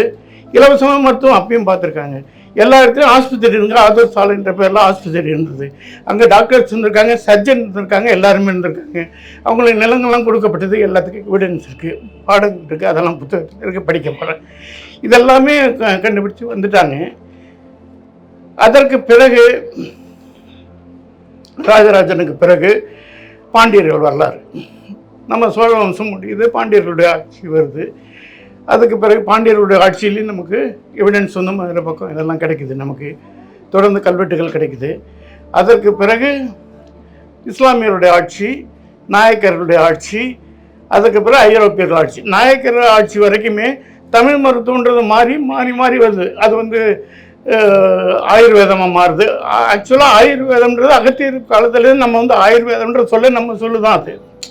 ஆனால் அந்த சொல்லையும் தேடிட்டாங்க, முறையும் தேடிட்டாங்க. என்ன நம்மளுடைய சித்த மருத்துவனுடைய தமிழ் மருத்துவனுடைய யூனிக்னஸ் என்னென்னா, நம்மக்கிட்ட இருக்கிற சில விஷயங்கள் அவங்களால செய்ய முடியவே முடியாது. ஏன்னா அந்த முறைகள் நம்முடைய யூனிக்னஸ். இந்த பாஷாணங்களை வந்து மருந்து செய்கிறது, மெட்டல்களை மருந்து செய்கிறதுல நமக்கு மட்டுமே உரிய ஒரு முறை. அந்த முறைக்கு யாருமே வந்து சொந்தம் கொண்டாடவே முடியாது. அந்த நமக்காக முறை, நம்ம முறை அது. அதுக்கு யாராலையும் சொந்தம் கொண்டாட முடியல இன்னை வரைக்கும். அப்படிப்பட்ட ஒரு சிறப்பான ஒரு மருத்துவ முறை தமிழ் மருத்துவத்தில் இருக்குது. அதற்கு பிறகு ஐரோப்பியர்களுடைய வருகை 17ஆம் நூற்றாண்டில் இங்கே வந்து ஐரோப்பாவில் வந்துடுறாங்க. முதல்ல வந்து டென்மார்க்லேருந்து டேனிஷ்காரர்கள் வராங்க, தரங்கம்பாடியில் வராங்க. அவங்க வந்து வரும்போது சீகன் பால்க்குன்ற வந்து வராரு தரங்கம்பாடியில். வந்து சீகன் பாலுக்கு வரும்போது அவங்ககிட்ட என்ன சொல்லி அனுப்புனாங்க, நீங்கள் போய் அங்கெல்லாம் காட்டு மிராண்டிகள்லாம் இருப்பாங்க, அந்த காட்டு மிராண்டிகள்லாம் எஜுகேட் பண்ணி நம்ம மதத்துக்கு மாற்றுங்க அப்படின்னு தான் அனுப்புகிறாங்க. இங்கே வந்து பார்த்தா அப்படியே ரிவர்ஸாக இருக்குது. இவன் தான் காட்டு மிராண்டியாக இருக்கான், அவன் வந்து ரொம்ப நாகரிகமாக இருக்கான். இவங்களுக்கு இருந்த வியாதியெல்லாம் அவன் தீர்க்கிறான். இவங்களுக்கு ஆக்சுவலாக வந்து இந்த வீடின்ற வல்னர் டிசீஸ் இவங்களுக்கெல்லாம் இருந்தது. பரங்கிப்பட்டைன்ற வச்சுட்டு இவங்க வந்து அந்த மருத்துவத்தை தீர்க்கிறான். மெர்க்குரியை வச்சுட்டு அந்த மருத்துவத்தை, இதெல்லாம் வந்து ரெக்கார்ட் ஆகிருக்கு. யார் அவங்களே பண்ணியிருக்காங்க. ஃபோலின்னு வந்து டிஎல் ஃபோலி அவர் மலபார் மெடிசன் தனியாக ஒரு புத்தகமே இருக்காரு. அவர் எழுதுறாரு, நாங்களே அசந்து போயிட்டோம், நாம் பாதரசை தொடவே பயப்படுவோம், இவங்க பாதரசத்தை சாப்பிட்றாங்க, அதை வச்சுட்டு எல்லா வியாதிகளையும் நீக்கிறாங்க, ஆச்சரியமாக இருக்குன்னு. இவர் என்ன பண்ணுறாரு, வராரு, வந்துட்டு டேனிஷ் மன்னருக்கு ஒரு 10 வருஷம் கழிச்சு எழுதுறாரு, லெட்டர் எழுதுறாரு. பீரியாடிக்கலாக வருஷம் எழுதுறாரு. இங்கே நம்ம அதிகமாக ஒன்றும் செய்யறதுக்கு இல்லை, இங்கே இருக்கிறவங்களாம் ரொம்ப நாகரிகமாக இருக்காங்க, நிறைய நம்மளோட விஷயங்கள் தெரிஞ்சவங்களாம் இருக்காங்க, இவங்களை வந்து நம்ம ஒன்றும் செய்ய முடியாதுன்னு நினைக்கிறேன்னு சொன்ன உடனே அவர் கோபம் வந்துடுது. யாருக்கு? அந்த டேனிஷ் மன்னருக்கு ஃப்ரெட்ரிக்னு ஒருத்தர் இருந்தார், ஃப்ரெட்ரிக் ஃபோர்னு ஒருத்தர் இருக்கார். அந்த ஃப்ரெட்ரிக் ஃபோர் ரொம்ப கோவம் வந்துடுது. சீகன் பால் கிட்ட இவ்வளோ ரூபா செலவு பண்ணி ஒன்று அனுப்புகிறோம், நீ போய் இந்தமாரி சொல்கிறதுக்கான இந்த வேலைக்கு தானே நீ பண்ணுற அப்படின்னு கோவப்படுறாரு. உடனே அவன் திரும்பி வான்னு கூப்பிட்றாரு. சீகன் பாலுக்கு நல்லா தெரியும் போனால் நம்ம திரும்பி வர மாட்டோம், நம்ம சிறையில் போட்டுருவாங்கன்னு. அப்போ என்ன பண்ணுறாரு அவர், சீகன் பாலுக்கு அங்கே இருந்த மலையப்பன் அப்படின்ற ஒரு நபரை, தமிழ் ஆளை அவர் கூட கூப்பிட்டு போகிறார் டென்மார்க்குக்கு. இதெல்லாம் ரெக்கார்டு இருக்குது. இதை பற்றி ஒருத்தர் பிஹெச்டி பண்ணிருக்கார், மோகனவேல்னு, தாம்பரத்தில் தான் இருக்கார். நான் சொல்கிறதுக்கெல்லாம் பிஹெச்டி பண்ணியிருக்காரு. இந்த இது மலையப்பனை கூப்பிட்டுட்டு போகிறாரு சீகன் பாலுக்கு. ஃப்ரெட்ரிக் மன்னர்கிட்ட போகிறாங்க. இவர் சொல்கிறாரு, அதுக்கு பிறகு மலையப்பன்கிட்ட கேட்குறாரு, இவர்கிட்ட கேட்குற மலையப்பன் நீங்கள் கேட்டு பாருங்கன்றாரு. மலையப்பன் அவர்களுடைய மொழியில், டேனிஷ் மொழியில் அவங்களுக்கு தமிழ் மருத்துவத்தினுடைய பெருமைகளை விளக்குறாரு மன்னருக்கு. மன்னருக்கும் ஆச்சரியமான உங்களுக்கு எப்படி எங்களுடைய லாங்குவேஜ் தெரியும், இவ்வளோ விஷயங்கள் எப்படி தெரியும்னு கேட்குறாரு. ஆச்சரியப்படுறாரு. அவர் சொல்கிறாரு, நாங்கள் பல மொழிகள் பேசுகிற திறமை எங்களுக்கு உண்டு, நாங்கள் உலகம் முறை சுற்றி வந்தவங்க, நாங்கள் ஒன்றும் சாதாரண ஆள் இல்லைன்னு மலையப்பன் சொல்கிறாரு. அவரை பீட்டர் மலையப்பன்னு மாற்றுறாங்க, மதம் மாற்றி அவரை வச்சுக்கிறாங்க, அங்கேயே வச்சுக்கிறாங்க. திரும்பி வரல அவர். அவரை எப்படியாவது கண்டுபிடிக்கணும்னு நாங்கள் முயற்சி பண்ணோம். ஏன்னா அவர் அந்த மலையப்பன் தரங்கம்பாடியிலேருந்து போனவர். என்னுடைய மனைவியினோட ஊர் தரங்கம்பாடி. நான் எப்படியாவது அந்த மலையப்பனை பற்றி விவரங்களை கண்டுபிடிக்கணும்னு தரங்கம்பாடி பூரா எனக்கு தெரிஞ்ச நபர்களை விட்டு நான் தேட பண்ணேன். ஏன்னா 400 வருஷத்துக்கு முன்னாடி போய் திரும்பாதா யார் அப்படின்னு. இந்த மாதிரி நம்மக்கிட்ட அதுக்கு பிறகு என்ன பண்ணார், அந்த மன்னர் உத்தரவு போடுறாரு, நீங்கள் இனி தினசரி டைரி எழுதுறோம். யார்கிட்ட சொல்கிறாரு, அவங்கக்கிட்ட மிஷினரிகிட்ட சொல்கிறாரு, சீகன் பால்கிட்ட அவங்க டீம்கிட்ட தினசரி டைரி எழுதணும். அந்த டைரியில் தினசரி நீங்கள் யாரை சந்திக்கிறீங்க, என்ன பேசுகிறீங்க, அவ்வளோ ரெக்கார்டு பண்ணணும். அது அவ்வளவும் எங்ககிட்ட திருப்பி அனுப்பணும் அப்படின்னு உத்தரவு போடுறாரு. அவ்வளவும் ரெக்கார்டு பண்ணப்பட்டு 2 லட்சம் தாள் சுவடிகள் இன்றைக்கும் கிடைக்கிது. ஜெர்மனில் படிக்க தான் ஆள் இல்லை. இதை தான் மோகனவேல் போய் படித்து ஒரு தீசிஸ் பண்ணியிருக்காரு. அவர் தான் இந்த கதையை சொல்கிறாரு. நம்மக்கிட்ட இன்னமும் எவிடன்ஸ் ஏகப்பட்டது இருக்குது. நமக்கு படிக்க தான் நேரம் இல்லை, படிக்க ஆட்கள் இல்லை, பணம் இல்லை. இப்போது சுருக்கமாக எனக்கு நினைவு வருமா சொல்லிடு. இப்போது நம்ம மெக்கன்சி ஆவணம், இப்போ நான் சொல்லிட்டேன் ஒரு 2 லட்சம் பிரதிகள் இருக்கிற டேனிஷ் ஆவணங்கள் இருக்குதுன்னு சொல்லிட்டேன். அதேமாதிரி மெக்கன்சி ஆவணம்னு ஒன்று இருக்குது. ஏகப்பட்ட லட்சக்கணக்கான தாள் ஏடுகள். மெக்கன்சின்ற ஒருத்தர் அவர் சந்தித்தது பூரா ரெக்கார்ட் பண்ணியிருக்காரு. அதேமாதிரி நாயக்கர் பீரியடில் மோடி டாக்குமெண்ட்டுன்னு ஒன்று இருக்குது. அவர் ஏகப்பட்ட விஷயங்களை டாக்குமெண்ட் பண்ணுறார். இந்த மாதிரி நமக்கு இந்த 400 வருஷத்துக்கு முன்னாடி டாக்குமெண்ட் பண்ணப்பட்ட தாள் சுவடிகளே நிறையா இருக்குது. ஓலைச்சுவடிகள் மட்டும் இல்லை, தாள் சுவடிகள் நம்ம படிக்காமல் நிறையா இருக்குது. அதில் இருக்கிற இன்ஃபர்மேஷன் எல்லாமே தமிழர்களை பற்றியும் தமிழ் மருத்துவத்தை பற்றி தான் இருக்குது. ஐரோப்பியர்கள் அதிகமாக பயந்தது 2 விஷயத்தெல்லாம். நம்மக்கிட்ட இருந்த மெடிக்கல் சயின்ஸையும் நம்மக்கிட்ட இருந்த ஃபேர், அதாவது கடல் பயண அனுபவங்களை பார்த்தவங்க பயந்தாங்க. ரெண்டுமே அவனுக்கு பயம் விட்டுச்சு. ஏன்னா அவங்க ஒரு மாலுமி, இங்கே இருக்கிற மாலுமியை பார்த்து பயந்தான் அவன். பார்த்தோன்னே ஏன்னா அவனுடைய இனிமையை இவனை தான் நினச்சான். அவங்கள அடித்து ஒடிச்சு அவன் மறைக்க பார்த்தான். 2வது, முதல்ல ஆச்சரியப்பட்டு இவங்களே டாக்குமெண்ட் பண்ணாங்க. 17ஆம் நூற்றாண்டில் இவங்களே டாக்குமெண்ட் பண்ணாங்க. டேனிஷ்காரங்க பண்ணாங்க, ஃப்ரெஞ்சுக்காரன் பண்ணாங்க, பிரிட்டிஷ்காரன் பண்ணாங்க, எல்லோரும் டாக்குமெண்ட் பண்ணிட்டாங்க. பண்ணதுக்கு பிறகு அங்கே ஒரு தொழில் புரட்சி வருது யூரோப்பில். தொழில் புரட்சிக்கு வந்தப்பறம் அங்கே நிறைய தொழில்கள்லாம் வளர ஆரம்பிக்குது. அந்த தொழில்களில் என்ன நடக்குதுன்னா, ஆங்கில மருத்துவன்ற ஒரு புது மருத்துவம் அப்போ தான் உருவாகுது. ஹோமியோபதி மருத்துவம் அப்போ தான் வரும். 400 வருஷங்களுக்கு முன்னாடி உருவானது தான் ஆங்கில மருத்துவம். அதுக்கு முன்னாடி ஆங்கில மருத்துவம்னு ஒன்று கிடையாது. எப்படி நம்ம ஆகையினால அவங்க என்ன பண்ணிட்டாங்க, எதை வியந்து டாக்குமெண்ட் பண்ணானோ அதை அழிக்கணுன்ற முடிவுக்கு வந்துட்டாங்க. அப்போ என்ன பண்ணாங்க, 18ஆம் நூற்றாண்டுலேயும் 19ஆம் நூற்றாண்டுலையும் முழுக்க ஐரோப்பியர்கள் இந்த சித்த மருத்துவத்தை அழிச்சு ஒழிக்கணுன்ற ஒரு முடிவுக்கு வந்தாங்க. அதுக்கு என்ன செய்யணுமோ அவ்வளோ செய்ய ஆரம்பிச்சாங்க. என்னென்னலாம் செஞ்சாங்கன்னு பார்த்தா, அவங்க சுலபமாக சில விஷயங்கள், ஏன்னா சித்த மருத்துவத்துக்கு மேலே இருக்கிற மதிப்பு மரியாதை குறைச்சாங்க. அதுக்கு முதல்ல நேட்டிவ் மெடிசன் பேர் வச்சாங்க. சித்த மருத்துவம் தமிழ் மருத்துவன்ற பேரெல்லாம் எடுத்துகிட்டு நேட்டிவ் மெடிசன், நாட்டு வைத்தியம் அப்படின்னு பேர் வச்சாங்க. அதை ஒரு கேலி பொருளாக்குனாங்க. இதை பார்த்து சிரித்தாங்க. இந்த ஐம்பூத தியரி, அறுசுவை தியரி, இதெல்லாம் பார்த்து சிரித்தாங்க.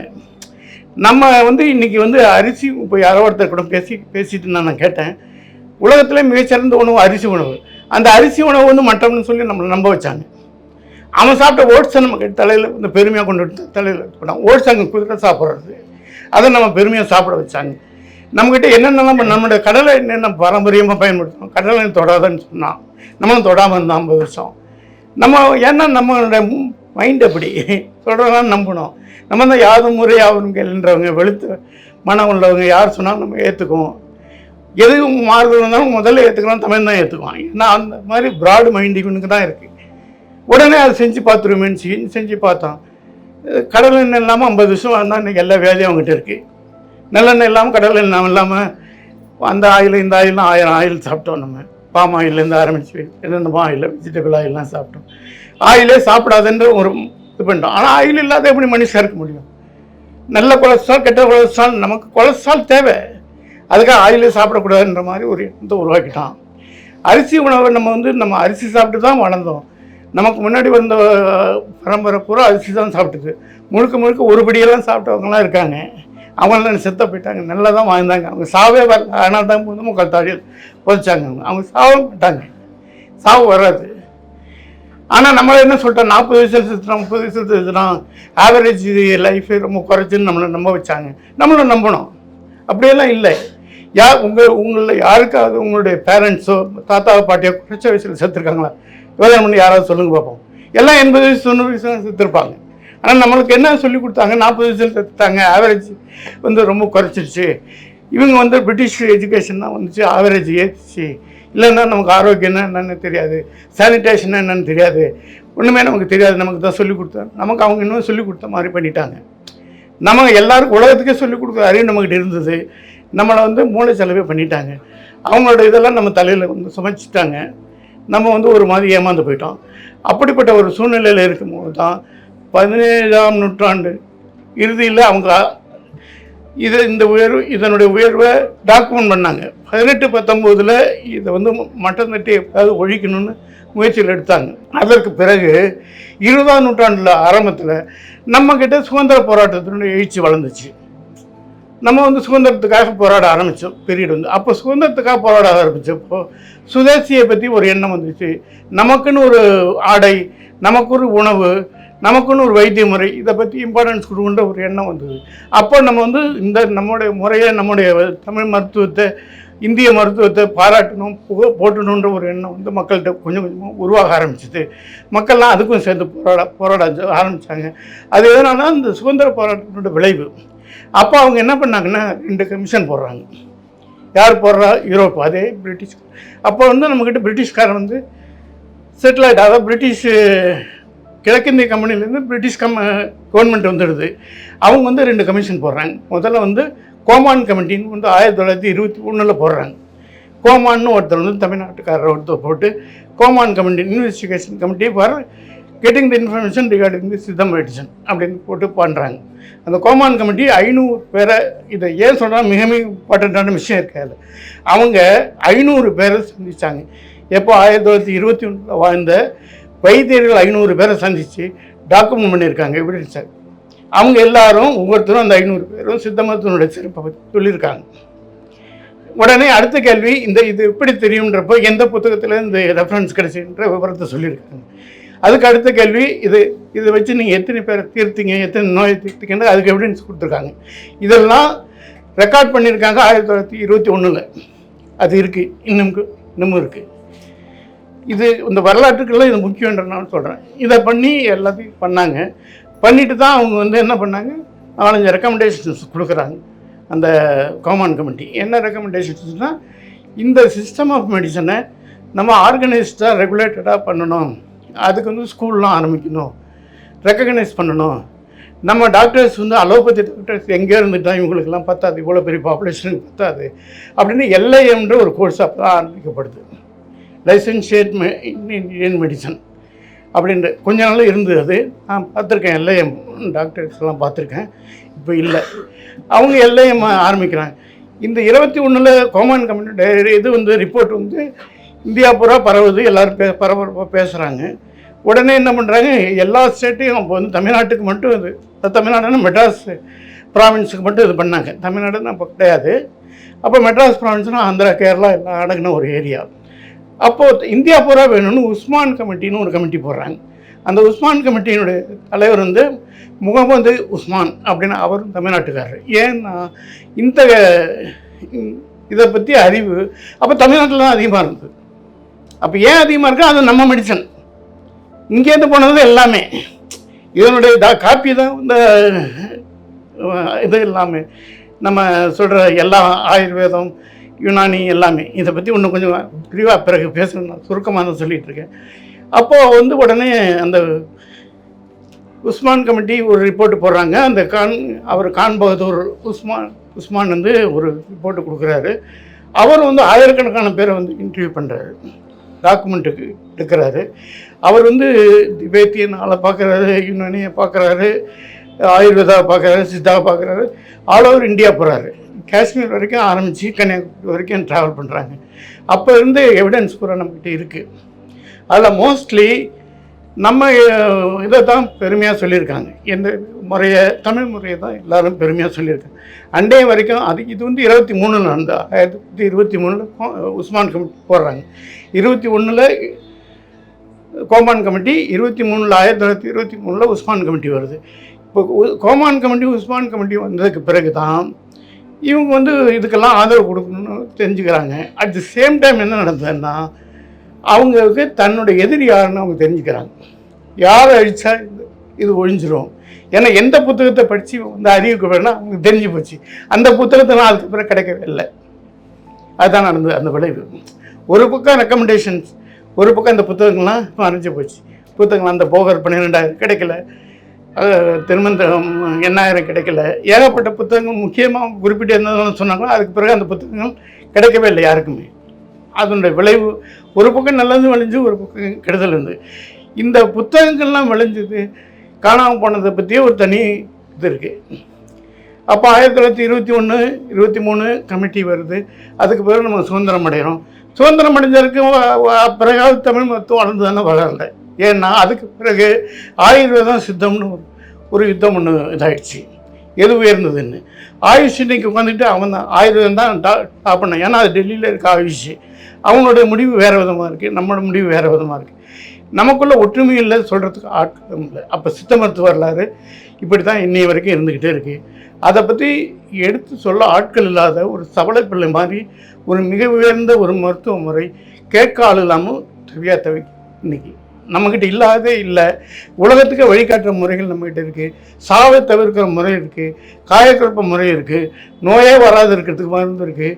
எல்லா மருந்துகளும் நம்மக்கிட்ட இருக்குது, எல்லா முறையிலும் இருக்குது. ஏன்னா திருமந்திரம் சொல்லுது மருந்தனல்னா என்ன சொல்கிறோம், மருந்துன்னா என்னன்னு சொல்லணும்னா மறுப்பது உடல் நோய் மருந்தனால் சாலும், மறுப்பது உளநோய் மருந்தனால் சாலும், மறுப்பது இனி நோய் வராது இருப்ப, மறுப்பது சாவை மருந்தனல் ஆகும். அதாவது மறுப்பது உடல் நோய் மருந்து என்ன சாலும். மருந்துன்னு என்னென்னா உடல் நோய் வராமல் தடுக்கணும். ரெண்டாவது கண்டிஷன் என்ன போகாது, மறுப்பது உளநோய் மருந்தனால் சாலும். அதாவது உடல் நோய் வரக்கூடாது, உளநோயும் வரக்கூடாது. அப்போ உளநோய் வந்தால் உடல் நோய் இப்போ வருன்றது அவங்க திருமண காலத்தில் தெரிஞ்சிருக்கு. அவர் சொல்கிறார். மூணாவது என்ன சொல்கிறார், மறுப்பது இனி நோய் வராது இருப்ப. அதோட இந்த மருந்து சாப்பிட்டா அந்த நோய் திரும்பி வரவே கூடாது. மருந்துன்னா என்னென்ன கண்டிஷனில் நம்ம பாஞ்சிருக்கோம் பாருங்கள். அதுக்கு பிறகு மறுப்பது சாவை மருந்தினல் சாவை. இந்த மருந்து சாப்பிட்டா உனக்கு சாவே வரக்கூடாது. இந்த மாதிரி ஒரு கோட்பாடோடு வளர்ந்த மருத்துவ முறை தமிழ் மருத்துவ முறை. அவ்வளவு நம்மகிட்ட இருந்தது. இது எதுனா திருமந்திரத்தில் எழுதும்போது அவர் காலத்தில் அப்படி தான் இருந்தது. ஆனால் இன்றைக்கி நம்மக்கிட்ட இருக்குது. நம்ம அதை உதாசீனப்படுத்துகிறோம், படிக்க மறந்துட்டோம், நம்ம பண்ணல. என்னுடைய பர்சனலாக எடுக்கும்போது எனக்கு 77 வயசு ஆகுது. நான் ஆக்சுவலாக ஒரு 50 வருஷத்துக்கு முன்னாடி எனக்கு தெரிஞ்சு அப்போ தினமணி இந்த சுதர்சந்தன் இந்த மாதிரி 2-3 பத்திரிக்கை தான் வரும். அப்போ அந்த பத்திரிக்கை மூலிகை பண்ணி கண்ணப்பர்னு ஒருத்தர் எழுதுவார். இப்போ எத்தனை பேருக்கு தெரியும்னு தெரியாது. இன்றைக்கி இருக்காங்க மூலிகைமணி கண்ணப்பர் காலத்தில் அதெல்லாம் படித்து பிறந்ததுனால தான் நான் வேலைக்காரர் தான். ஆமாம், அவருடைய இது பூரா எனக்கு தெரியும். அவர் வந்து தோட அடக்கு வச்சு நான் பத்திரிக்கை ஆரம்பித்தேன்னு எதுனாரு எனக்கு இப்போ தெரியும். அவர் முதல் இஷ்யூ வந்து மூலிகைமணி ஆரம்பிக்கும் போது அவர் எதுனா என்னுடைய மனைவி தோட வாங்கிட்டு போய் நான் அடமான வச்சு நான் அந்த பத்திரிக்கை ஆரம்பின்னு எதுனாரு. ஆமாம், அது உண்மை. ஆனால் ஏன் அதை சொல்கிறேன்னா அப்போ வந்து குப்பைமேனின்னு ஒரு மூலிகைன்னு யாருக்குமே தெரியாது, மறந்துட்டோம் நம்ம. எப்படி தஞ்சாவூரில் வரி வரியாக இருந்த கல்வெட்டுகள் வந்து ராஜராஜ பற்றின்னு நமக்கு தெரியாமல் இருந்தோமோ, யாரோ ஒரு ஜெர்மன்காரர் தான் நமக்கு வந்து சொல்ல வேண்டியிருந்தா, அப்படி குப்பமேனியை பற்றி நம்ம மறந்துட்டோம். அவர் வந்து சொன்னதுக்கப்புறம் தான் நமக்கு ஞாபகம் வந்தது, இது ஒரு பெரிய மூலிகை, இதெல்லாம் மறந்துட்டு இருக்கோம்னு. அதுக்கு பிறகு வந்து இன்றைக்கி வந்து எவ்வளோ அவேர்னஸ் வளர்ந்துருக்கு. ஆனால் இன்றைக்கி இன்னமும் நம்ம வளரணும். இதை பற்றி நிறைய விஷயங்கள் இருக்குது நமக்கு சொல்கிறதுக்கு. நம்ம வந்து நம்முடைய வரலாறு நம்ம சொல்கிறோம் 5000ன்னு, நீங்களே யோசனை பண்ணிங்க பாருங்கள். இன்றைக்கி நம்மளை சுற்றி ஒவ்வொருத்தர் வீட்லேயும் என்னென்ன மரம் இருக்குது? வேப்ப மரம் இருக்கா எல்லார் வீட்லேயும்? அப்புறம் என்ன மரம் இருக்குது? ஏதாவது மரம் உபயோகம் இல்லாத மரம் இருக்கா?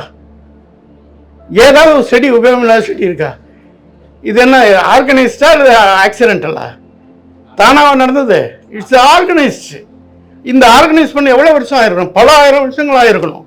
நம்மளை வாழ்றதை சுற்றி, நம்மளை சுற்றி நமக்குரிய ஒரு ஆர்கனைசேஷன் உருவாக்க எத்தனை வருஷங்கள் ஆகும்? சாதாரண நடக்கிறதா? அத்தனை மூலிகைகளும் நம்மளை சுற்றி தான் இருக்குது. அத்தனை மரங்களும் நமக்கு உபயோகமான மரங்கள். உபயோகம் இல்லாத மரங்கள் எதுவுமே கிடையவே கிடையாது. இது யார் திட்டமிட்டது? நம்மளுடைய நாகரிகங்க அது. அதான் நம்ம நாகரிகம், அதான் நம்ம எழுத்து. நம்ம வாழ்ந்த முறையுடைய பெருமையாக அதுதான். இந்த மாதிரி எந்த வீட்லேயும் எந்த நாட்டிலையும் கிடையாது. நம்மளுடைய முருங்கை மரம் இல்லாத வீடு இருக்கா? முருங்கை மரத்தை விட உயர்ந்த கீரை இருக்கா? இன்றைக்கி ஒரு நாடே அதை வச்சு முருங்கை மரத்தை வச்சு முன்னேறி போச்சு. தெரிஞ்சிருக்கும் உங்களுக்கு கியூபா. முருங்கை மரத்தில் இல்லாத விஷயமா? முருங்கை மரம் இல்லாத வீடா? நமக்கு எல்லாம் தெரியும், ஆனால் நம்ம மறந்துட்டோம். இன்றைக்கி நம்ம என்ன பண்ணுறோம்? பிரியாணியும் பரோட்டாவும் நாடி ஓடிக்கிட்டு இருக்கோம். ஏன் அது? நம்ம இளைஞர்கிட்ட அந்த அவேர்னஸ் இல்லை. நான் ஏன் இவ்வளோ தூரம் கஷ்டப்பட்டு உட்காந்து இவ்வளோ தூரம் நான் பேசிகிட்டு இருக்கேன்னா, சில பேருக்காவது இந்த அவேர்னஸ் திரும்பி வரணும். நம்ம எதெல்லாம் இழந்துட்டோன்னு நமக்கு தெரியணும். அப்போ தான் அதனுடைய வேல்யூ தெரியும். நம்ம இழந்தது மிக மிக அதிகம், மிக மிக அரிய சொத்து. நம்ம இழந்துக்கிட்டு இருக்கிறதெல்லாம் மிகப்பெரிய அரிய சொத்துக்கள். அதை பற்றி நம்ம வந்து அலட்சியப்படுத்திக்கிட்டே இருக்கோம். ஆனால் இதுதான் உலகத்தை காப்பாற்ற போகிற பெரிய அரிய சொத்து. நம்மகிட்ட ஒரு சின்ன விஷயங்கள். இன்றைக்கி வந்து கபசுர குடிநீர் தான் இன்றைக்கி நம்மளை காப்பாற்றிச்சு. அந்த கபசுர குடிநீர் ஒரு உழைச்சி விட்டு தான் கிடச்சிது. அந்த கபசுர குடிநீர் இந்தியாவில் பாதி பேர் செத்துருப்பான். எப்படி நடந்தது இது?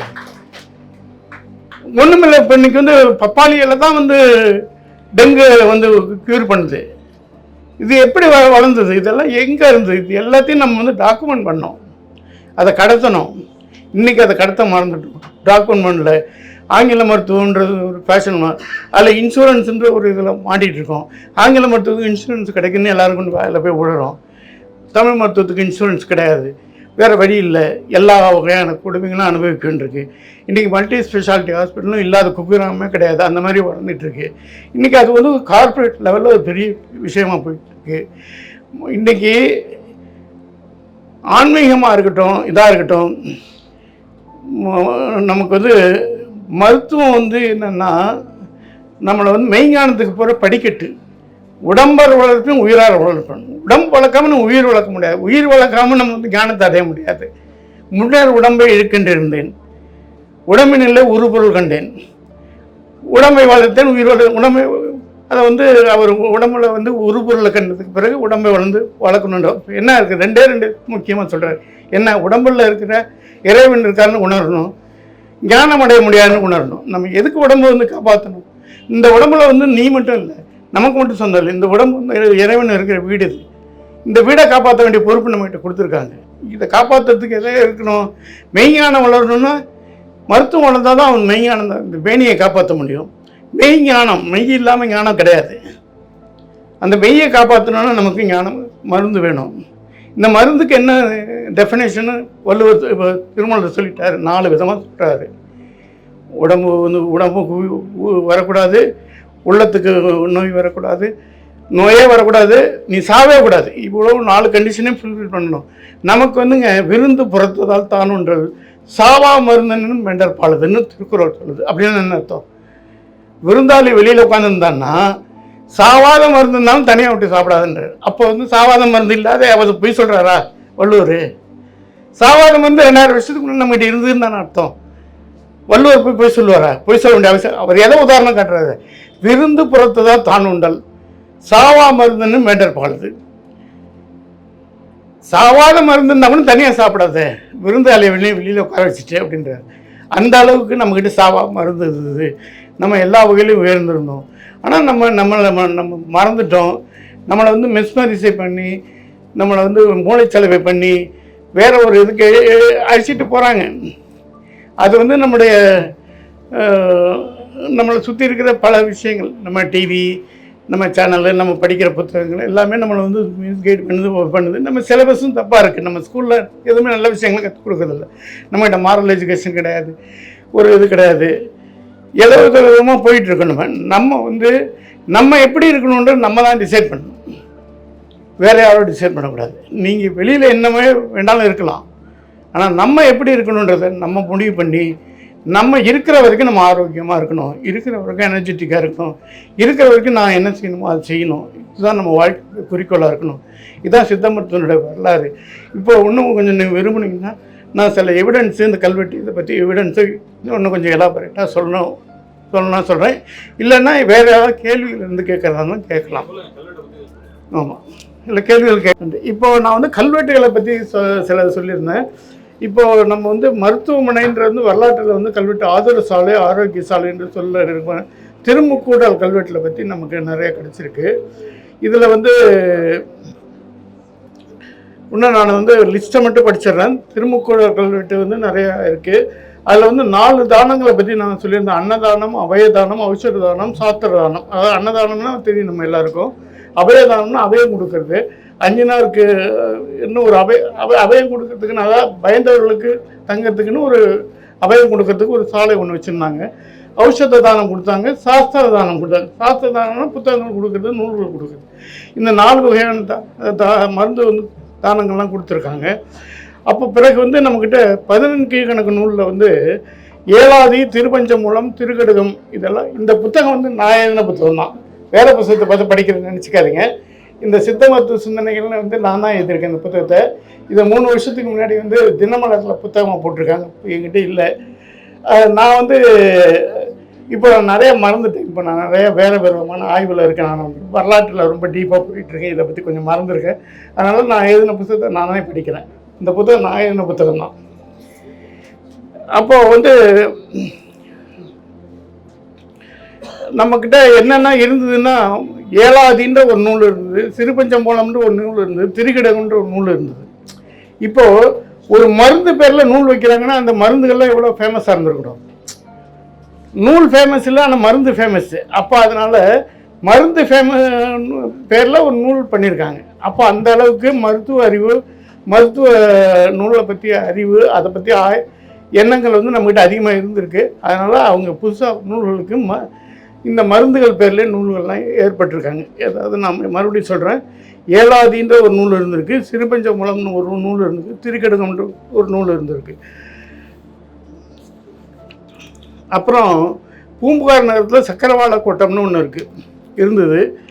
அங்கே வந்து துயரங்கள்லாம் துடைக்கிறது, உலக அடவி அப்படின்ற பேரில் வந்து ஒரு இது மன்றம், அவங்களுக்கு மருத்துவ உதவியெல்லாம் கொடுத்துருக்கா நம்மகிட்ட டாக்குமெண்ட்டு கிடச்சிருக்கு.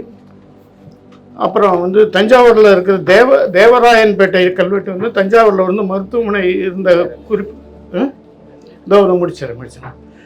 சுந்தர சோழ விண்ணகர ஆதர சாலைன்னு ஒன்று வந்து பண்ணியிருக்காங்க.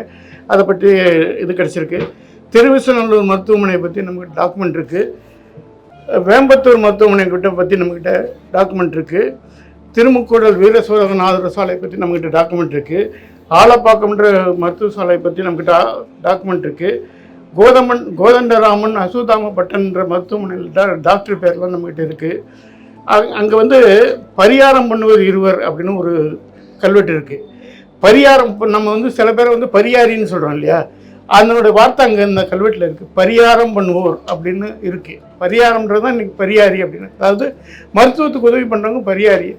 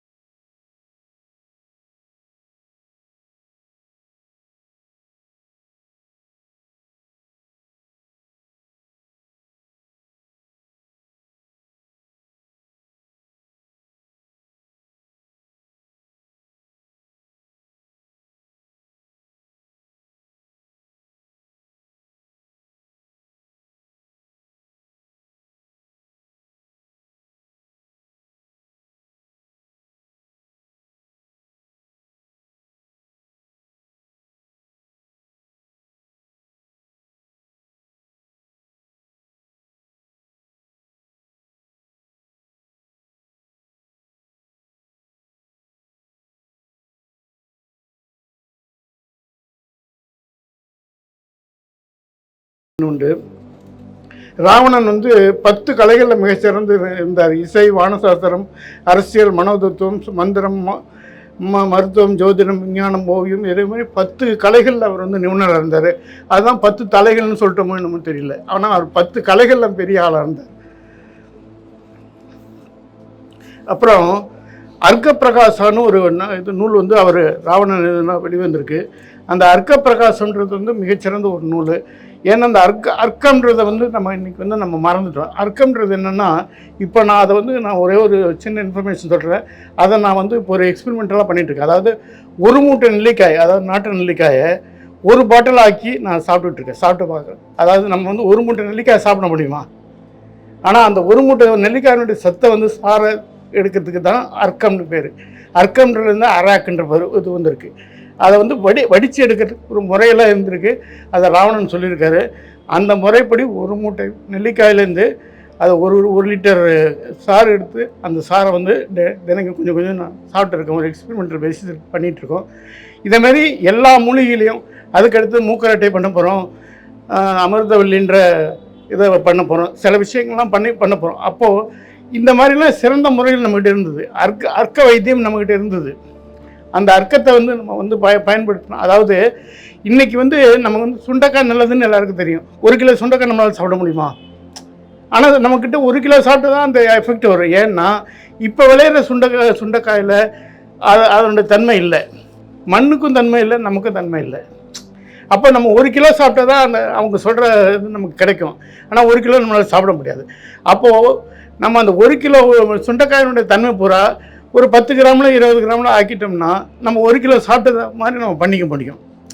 அப்போ நம்ம வந்து சுண்டைக்காயினுடைய உண்மைத்தன்மை எல்லாத்தையுமே நம்ம வந்து பலனடையலாம். இதெல்லாம் வந்து எக்ஸ்பெரிமெண்ட்டில் பண்ணிகிட்ருக்கோம் நாங்கள். ஏன்னா நானும் ஒரு டீம் ஒன்று வச்சுருக்கேன். எங்களுடைய டீம் வந்து நல்லா படித்த இளைஞர்கள்லாம் இருக்காங்க. நாங்கள் பல விதமான சோதனைகள்லாம் இதெல்லாம் பண்ணுறோம், பண்ணி பார்த்துக்கிட்ருக்கோம். இதில் பண்ணோம்னா நிச்சயமாக நம்ம வந்து நீண்ட நாள் வாழலாம், ஆரோக்கியமாக வாழலாம், சத்தோடு வாழலாம். இது நிச்சயம். ஏன்னா இந்த அறிவெல்லாம் அங்கே தான் இருக்குது. இந்த ராவனுடைய அர்க்கசாஸ்திரம்னு சொல்கிறேன் நான். அதில் ஒன்று தான் அந்த ஹோமியோபதி. அதுலேருந்து ஆரம்பித்து தான் ஹோமியோபதி.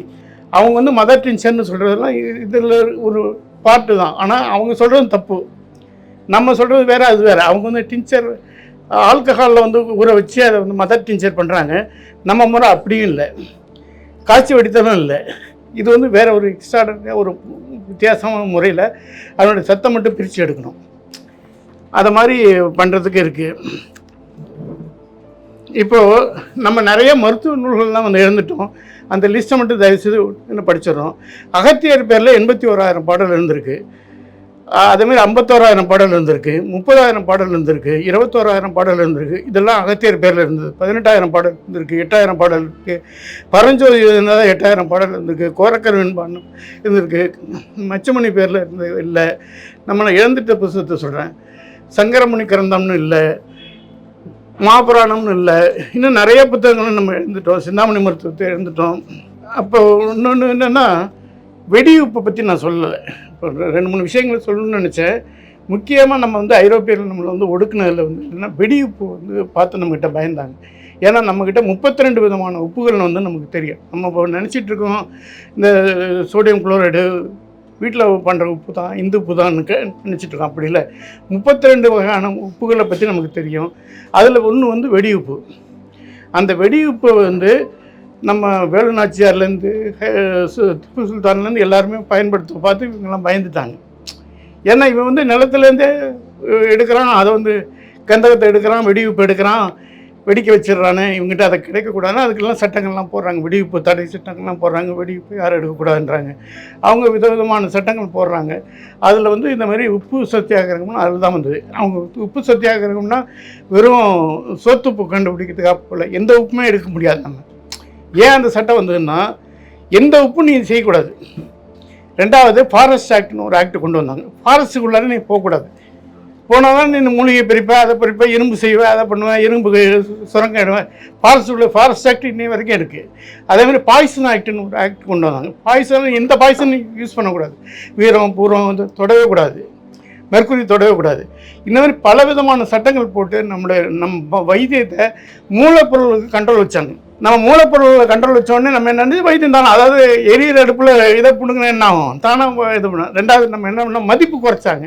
இவனை போலி வைத்தியன்னு சொன்னான், இவனை காட்டு மிராண்டின்ற மாதிரி இது பண்ணாங்க வைத்தியனை. அப்போ மதிப்பு குறைச்சாங்க, மூலப்பொருள் நமக்கு கிடைக்காம வச்சாங்க. கஞ்சா வந்து ஒரு அருமையான ஒரு மூலிகை, நமக்கு வெடிவுப்பு அருமையான மூலிகை. வெடிவுப்பு வந்து வெடிக்க மட்டும் இல்லை, இது வந்து ஆக்சுவலாக யூரினல் ப்ராப்ளத்து எல்லாத்துக்கும் வெடிவுப்பு தான் நல்ல மருந்து. இன்றைக்கி வந்து கிட்னி ப்ராப்ளம், டயாலிசிஸ் எல்லாம் இல்லை, போக வேண்டிய அவசியமே இல்லை. வெடிவுப்பில் தான் அதுக்கு ரெமெடி இருக்குது. அதெல்லாம் நமக்கு கிடைக்காம பண்ணிட்டாங்க. வெடிவுப்பு நம்ம பயன்படுத்தக்கூடாது, மெர்க்குரியை பயன்படுத்தக்கூடாது, வீரம் பூரம் பயன்படுத்தக்கூடாது, கஞ்சா பயன்படுத்தக்கூடாது, எல்லாத்துக்கும் ஆக்டு. எந்த மருந்துகளும் நீங்கள் பயன்படுத்த முடியாது, எதுவுமே வெளிநாட்டிலேருந்து வர முடியாது, எல்லாமே அவங்க கண்ட்ரோலில் போயிடுச்சு. அப்படி நமக்கு பலவிதமான சட்டத்திட்டங்கள் போட்டு சித்த மருத்துவத்தை வந்து ஒடுக்குனாங்க. சித்த மருத்துவம்னா தமிழ் மருத்துவத்தை ஒடுக்குனாங்க. இன்றைக்கி கொஞ்சம் கொஞ்சமாக நம்ம விழித்தெழுந்திட்டு வரோம், இதை பற்றியெல்லாம் பேசுகிறோம், செய்கிறோம். மருத்துவம் வளரணும்னா தமிழ் வளரணும்னா மருத்துவம் வளரும். இந்த மருத்துவத்தை நம்ம வளர வைக்கணும். தமிழ்நாடு தமிழர்கள் வளமுள்ளவர்களாக மாறணும், செல்வம் மிகுந்த நாடாக மாறணும். அதுக்கு தான் அது ஒன்று தான் ரெமெடி நமக்கு. நான் ஏழை சொல் அம்பலம் ஏறவே ஏறாது. நம்ம வலிமையானவர்களாக மாறணும். நம்ம வலிமையான ஓட்டெல்லாம் நம்ம பாப்புலேஷன் ரைஸ் பண்ணி ஓட்டெல்லாம் நம்மளால் இன்க்ரீஸ்